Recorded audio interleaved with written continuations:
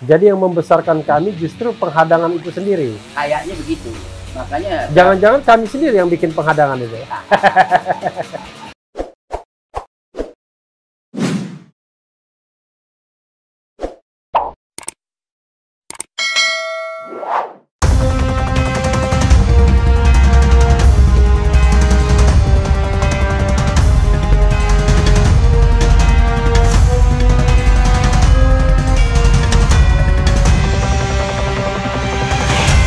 Assalamualaikum warahmatullahi wabarakatuh, Sobat RH sekalian. Jumpa lagi dengan saya di channel yang keren ini. Kali ini saya datang ke rumah orang yang paling berbahaya sejak zaman dulu. Yang kalau ngomong COVID, kelompok hip-hip dan lain sebagainya. Dan beliau adalah pengamat politik, pengamat budaya, pengamat pendidikan yang mungkin paling senior di Republik Indonesia ini. Beliau adalah Babe Ridwan Saidi. yes. Selamat sore, Be. Selamat sore. Apa kabar, Be? Baik. Ini kebetulan video ini diambil waktu sore, Be, ya. Oh iya, bagus. Dan terima kasih, ternyata hujan, Be. Oh iya. Hujan itu rezeki bagus, Be, ya. Bagus, Bagus, insya Allah. Ya. Coba dites dulu, Be, ketawanya, Be. Kabar lah. Jadi saya termasuk favorit dengan ketawanya Babe, ya. Tapi ini, Be, kita mau ngomong politik, Be, ya. Boleh kan, Be? Iya, Nah, iya. gini, Be. Ada 3 kata kunci nih, Be. 1 Habib Rizik, Iya. 2 kami, Iya. 3 Omnibus Law. Yes. Nah, biar saya nggak susah, tolong Babe hubungkan ketiga kata itu, Be. Oke, yang pertama kan kita Habib Rizik ya. Ya. Habib Rizik itu seingat saya dia diundang oleh King Salman Oke. ke Saudi, Oke. ya kan. Lalu timbul polemik berkenaan dengan beliau. Dan sekarang yang terakhir kita ringkas saja, kerajaan Saudi telah membuat pernyataan tidak ada hal-hal lagi mengenai Habib Rizik, semuanya udah jernih, Beres, ya. udah beres. Nah, tinggal tergantung pihak Indonesia, begitu kata juru bicara kerajaan Saudi. Kalau pihak Indonesia juga tidak ada keterangan yang jelas apakah mau menerima kedatangan Habib Rizik atau tidak. Menerima tidak menerima apa alasannya? Karena jikalau Habib Rizik meninggalkan bandara di Jeddah misalnya, atau somewhere di Saudi Arabia, saya nggak tahu di mana dia berangkat, kewenangan pemerintah Indonesia kan hanya di Bandara Soekarno-Hatta. Ya. Ya kan, dia nggak bisa cegah keberangkatannya di Bandara Soekarno-Hatta. Nah, di Bandara Soekarno-Hatta itu Habib Rizik mau diapakan? Ditahan, nggak boleh masuk Jakarta, apa tuduhannya? Begini, Be. Kalau saya kan tanyanya begini. Biasanya kalau orang ada masalah di sebuah negara, katakanlah masalah overstay misalnya, masalah macam-macam. Biasanya orang itu dideportasi, malah bukan diremin kayak ayam atau Iya. telur. Ya, itu ada soal aspek yang lain ya. Iya. Dari Habib Rizik, kasus Habib Rizik ada aspek yang lain. Kita nggak tahu lah apa yang terjadi dengan diri beliau. Tapi beliau ini adalah seorang tokoh, orasinya bagus, dia mempunyai pengaturan nafas yang baik. Kalau kita tidak teliti, itu kita tidak tahu kapan dia memberi koma atas kalimat dia. Speed yang lebih cepat lagi saya kira Bahar bin Smith. Oh. Dia lebih cepat lagi speednya. Iya. Tapi keduanya ini cukup sebagai pembicara yang menarik, ya kan? Babe mengagumi mereka nih sepertinya. Enggak, saya orang pengamat aja, Oh, pengamat, ya. ya kan? Saya pengamat aja. Karena kalau saya, Be, suka mengagumi orang yang ngomong di publiknya itu jagoan, lancar itu. Dan memang dia jago, jadi nggak tersendat-sendat, kan ada yang tersendat-sendat, ada yang berpikir setelah separuh kata-katanya meluncur, baru dia berpikir kan. Jadi kita terpaksa break, nungguin dia menyelesaikan kalimat. Kalau ini nggak semuanya. Jadi antara kepala sama lidah sama aja. Sama. Oke. Kita bandingkan dengan Bung Karno ya. Bung Karno itu banyak menarik nafas. Oke. Dengan aktingnya dia misal, "Hei Dekorin!" Dia nengok ke kanan. Dia narik nafas. Oke. Baru dia nengok ke kiri. "Kita harus ganyang kapitalisme, imperialisme." Begitu. Jadi pandai dia ambil. Kalau ini kan mungkin karena dia latihan ngaji kan pernapasan itu, makanya dia lancar sekali ngomongnya. Iya, memang pernapasannya itu bagus ya kan. Dalam usianya saya kira kalau Habib Rizik menjelang 60 ya.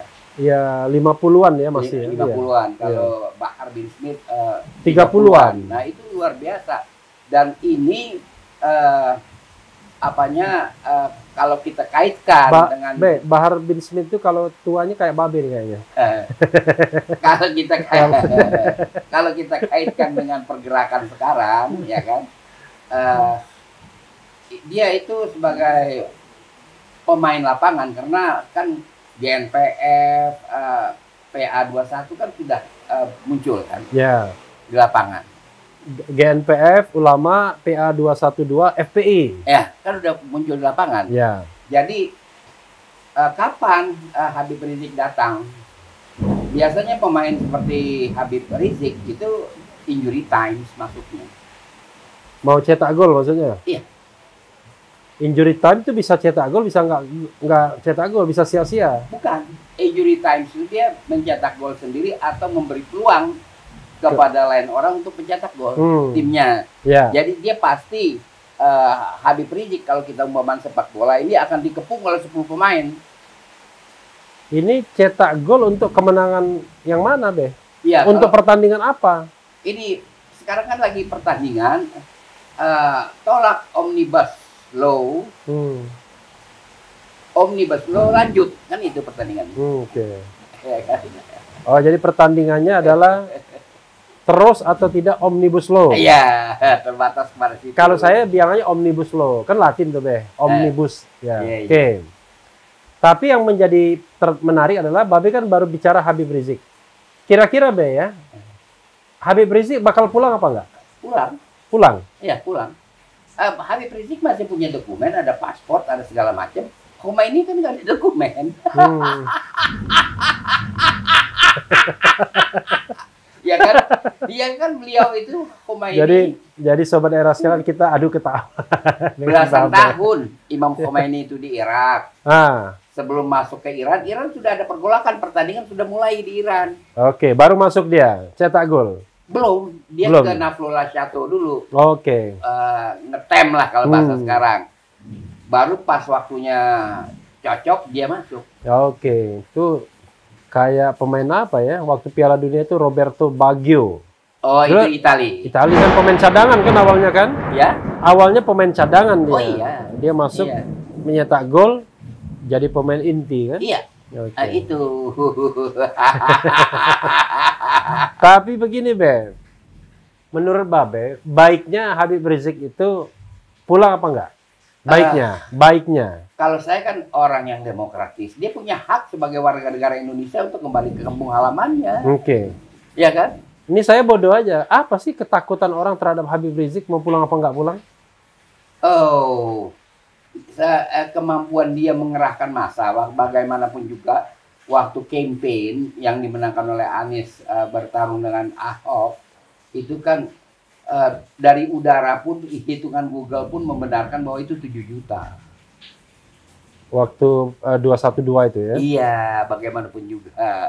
Itu kemampuan atau itu apa karisma Habib Rizik. Padahal kalau tidak begitu mungkin Anies kalah waktu itu ya? Bisa jadi, makanya orang memunculkan rupa-rupa istilah kadrun lah, inilah itu kan. Makanya untuk Pilpres 2019 dia harus nyingkir dulu gitu ya? Sepertinya dia itu waktu apa ya, cuma merestui aja Ijtima Ulama. Ya kan dia juga tidak memperlihatkan gairah dia untuk terjun di dalam Pilpres. Bahkan dia juga tidak mengirimkan pidato-pidato dari Makkah yang berkaitan dengan petarung-petarung Pilpres. Nah, itu soal Habib Rizik ya. Babe cenderung dia mau pulang. Kalau dia pulang, kira-kira apa yang bakal terjadi? Menurut saya ya, barangkali bandara itu akan jutaan orang. Akan jutaan orang ke bandara. Karena itu luar biasa. Dia punya nama kemana-mana, orang tahu Habib Rizik itu bisa jutaan orang. Ini tokoh ini karismatis karena situasi atau karena memang inner inner powernya yang membuat dia Di Indonesia karismatis. itu kalau orang dizolimi itu namanya naik. Namanya dia naik kalau dizolimi. Ya kan? Bukannya partai Babe dulu yang sering dizolim, tapi Iya, nggak iya. naik-naik dulu. Nggak, waktu zamannya kan kita hebat. Oke. Zamannya kita luar biasa, sempat 3 digit loh. Kalau itu beliau kan ditahan pernah macam-macam lah, mengalami macam-macam Habib Rizik. Oke. Nah, sekarang kalau kita kaitkan dengan Omnibus Law dan tiba-tiba banyak 3 aktivis kami ditangkapin oleh yang berwenang. Itu apa analisis Babe? Iya begini, memang kan diperkirakan Habib Rizik itu akan memeriahkan apa itu unjuk rasa, unras, persoalan-persoalan yang menyangkut Omnibus Law. Kan gitu. Ya Jadi kan? tidak omnibus, tidak omnibus, tapi omnibus. Omnibus Law kan Law, gitu. iya. Kita kan nggak kenal sistem itu. Jadi ini kan sistem lain. Jadi dia diperkirakan ingin memeriahkan itu. Lalu sekarang gerakan Omnibus Law ini gerakan apa? Kan gitu. Maksudnya gerakan yang menentang atau gerakan yang pro? Anatominya bagaimana? Maksud Babe itu, ini gerakan apa? Oleh orang yang menentang atau oleh orang yang pro? Oh, bukan, oleh orang yang mengurus kepada keamanan. Oke. Ini gerakan apa? Kalau kita ingin membaca gerakan ini harus pandai memilah-milah segmennya. Oke. Oke, sekarang kita bicara segmen yang pertama adalah daerah. Oke. Bukan yang lain-lain. Itu 560 titik demo di daerah. Karena daerah dipretelin kewenangannya. Seperti itu. Oke. Itu ada 560 titik. Nah sekarang apakah KAMI itu bisa menjangkau 560 titik? Kalau dia itu dalang. Kalau dia itu dalang. Yeah. Saya agak ragu dari segi teknis. Ada segmen lagi baru kita bicara buruh. Pekerja. Dan pekerja kan federasinya banyak, bukan satu. Bukan Iqbal aja. Bukan Said Iqbal aja, KSPI. Banyak. Baru kita masuk lagi ke segmen mahasiswa dan pelajar. Nah itu ada yang memiliki kesadaran yang cukup tinggi akan Omnibus Law. Tapi ada juga melihat itu sebagai satu safety valve, lubang angin, karena udara yang begitu pengap selama 7 bulan akibat pantangan-pantangan yang harus ditempuh gara-gara COVID. COVID. Nah, ini yang kita lihat anak-anak muda yang katanya STM dan sebagainya kan, bahkan ada anak SMP ikut kelas 2 SMP. Nah, mereka ingin mendapatkan kebebasan dengan ikut serta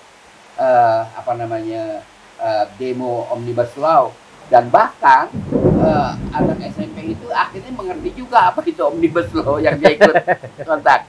Nah ini dipelajari dulu sebelum kita misalnya menentukan, oh dalangnya si Anu. Misalnya kan, atau lembaga Anu. Artinya Babe ingin mengatakan terlalu berlebihan kalau mengatakan kami dalang, sementara segmen yang bergerak ini banyak. Iya. Dan tidak mungkin bisa dijangkau semuanya. Nggak bisa. Sulit sekali kan. Lalu kenapa aparat tiba-tiba menangkap beberapa orang, menurut kalau analisis kita Babe? anggap Omnibus Law Action ini adalah sebuah fragmen yang serial, bukan berhubungan, serial saja, dengan pelantikan KAMI, dengan upacara ziarah KMI, mungkin dianggap itu nyekrup, nyatu gitu. Padahal itu serial, fragmennya beda-beda ceritanya. Dan nasib aja yang ditangkap itu, nasib jelek, kebetulan aja. Ya, atau memang didesain untuk melemahkan gerakan kami misalnya. Iya kan begini ya. Kami itu dengan 3 orang ini banyak yang berpotensi sebagai apa namanya itu komunikator yang bagus. 3 orang itu maksudnya Gatot Nurmantio. Bukan, yang ditahan kan kita bicara. Oh, yang ditahan. Sahganda Nainggolan, Anton Permana, Jumhur Hidayat. Oke. Di luar Jumhur Hidayat, yang 2 itu saya lihat komunikator yang bagus. Oke. Terutama Anton Permana. Oke. Dia bagus dalam berkomunikasi. Mungkin ada konten-kontennya yang tidak mengenakan bagi penguasa, mungkin saya nggak teliti semuanya. Saya bicara dari teknis komunikasi Anton itu bagus. Oke. Gitu, mungkin itu. Karena sampai sekarang kan nggak jelas apa kesalahan mereka. Artinya memang sengaja untuk melemahkan gerakan kami gitu deh. Iya, karena ini orang kalau di dalam bahasa Melayu ini juru hebah. Juru hebah. Juru hebah apa? Juru hebah itu yang campaign lah. Oke. Ahli campaign saya lihat. Oke. Pertanyaannya Be ya, ini kan 2024 masih lama. Oh. Ya, ini baru 2024 tahun lagi. Iya. Lalu kenapa orang merasa kok khawatir gitu dengan organisasi seperti kami, pulangnya Habib Rizik? Kalau menjelang 2019 wajar karena ada pemilihan presiden kan. Kalau sekarang konteksnya apa, Be? Iya, maaf ya, kadang-kadang ada apa namanya itu penilaian yang agak berlebihan terhadap kami, mohon maaf ya. Jadi kalau sekarang kita bicara administrasi kami, berapa sih wilayah provinsinya? Iya. Ya kan? Apalagi wilayah kota kabupaten. Dan itu menurut Gatot Nurmantio bukan struktural juga. Iya, cuma jejaring aja. Independen masing-masing. Iya, cuma jejaring. Iya, itu aja. Jadi menurut saya biasa-biasa aja. Cuman apa itu penempatannya di ruang publik cukup banyak. Oke. Tapi sebenarnya nggak perlu juga dikhawatirkan. Kalau saya nggak khawatir, tapi kan banyak insiden, banyak peristiwa. Pelantikannya ada peristiwa, ya kan? Kok bisa ada dubes kan gitu. Lalu kegiatan mereka ziarah ada peristiwa kan gitu. Nah, itu peristiwa-peristiwa itu yang menyebabkan kami itu jadi besar. Oke. Jadi yang membesarkan kami justru penghadangan itu sendiri. Kayaknya begitu.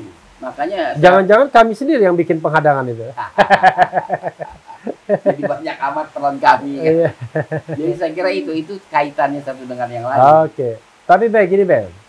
Kalau Babe lihat politik Indonesia saat ini ya, orang mengatakan mulai sumpek ya, mulai sumpek selain kopar-kopit ya kan, juga terkesan ini ada penilaian orang ya, pemerintahan Presiden Jokowi ini kok mulai otoriter. Misalnya Freedom House mengatakan sejak 2016 Indonesia itu negara separuh bebas, partly free. Dan ini kan penilaian yang objektif kan? Ya salah satunya adalah soal kebebasan sipil tentunya. Ya, civil and political right. Kalau pengamatan Babe sendiri, sebenarnya bagaimana sih pemerintahan ini? Iya, kita ambil kasus yang terakhir aja ya. Kasus yang terakhir ini banyak kepala daerah, apakah itu gubernur atau bupati atau wali kota membuat pernyataan menolak Omnibus Law. Oke. Bahkan itu dibuat setelah DPR Puan Maharani atau Samsudin Aziz mengesahkan setelah 5 Oktober masih ada mengalir terus gitu. Aziz Samsudin. Aziz Samsudin. Ya. Nah sekarang persoalannya bagaimana dengan undang-undang administrasi pemerintahan kita?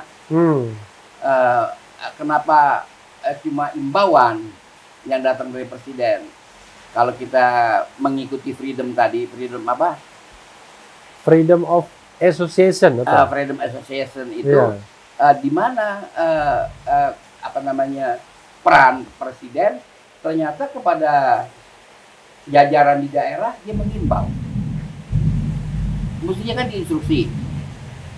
Wahai gubernur, wahai bupati, wahai wali kota, ingatlah engkau adalah aku punya bawahan.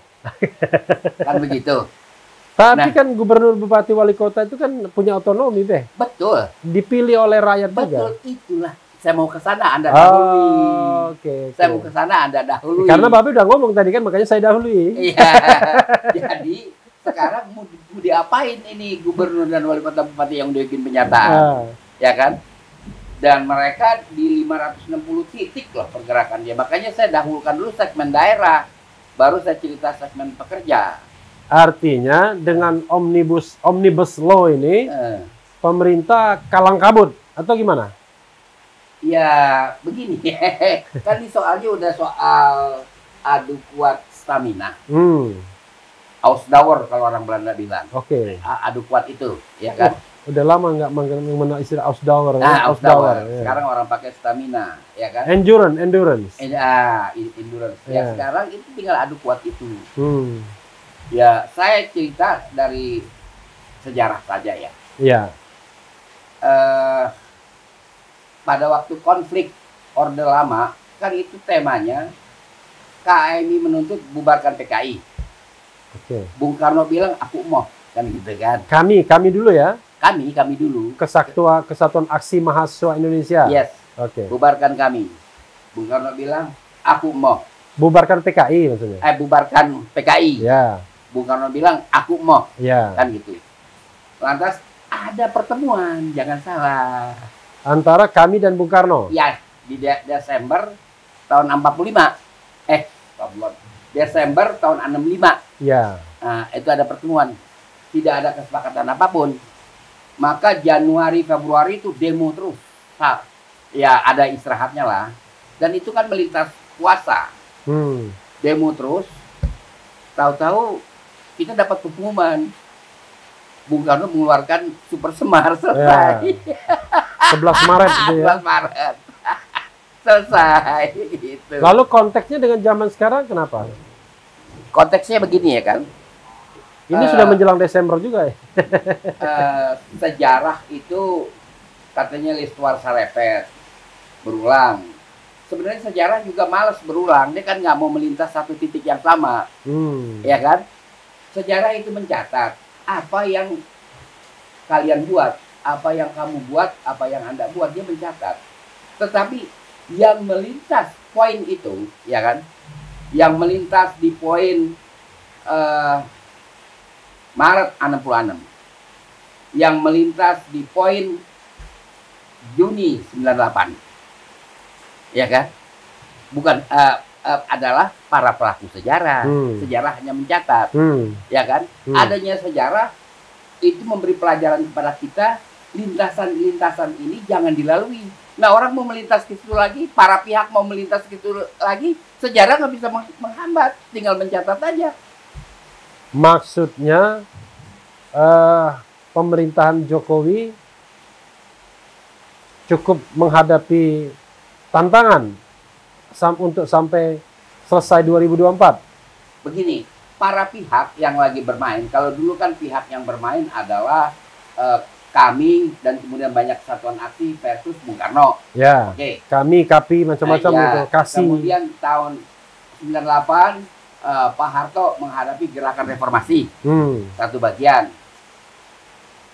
Pertarungan ini diulang oleh pelaku-pelaku sejarah sendiri. Oke. Ya kan? Kalau sejarah nggak mau, bosen dia ngulang-ngulang. Kok titik ini lagi? Ya kan? Kalau dulu Orde Lama 32 tahun. Ya.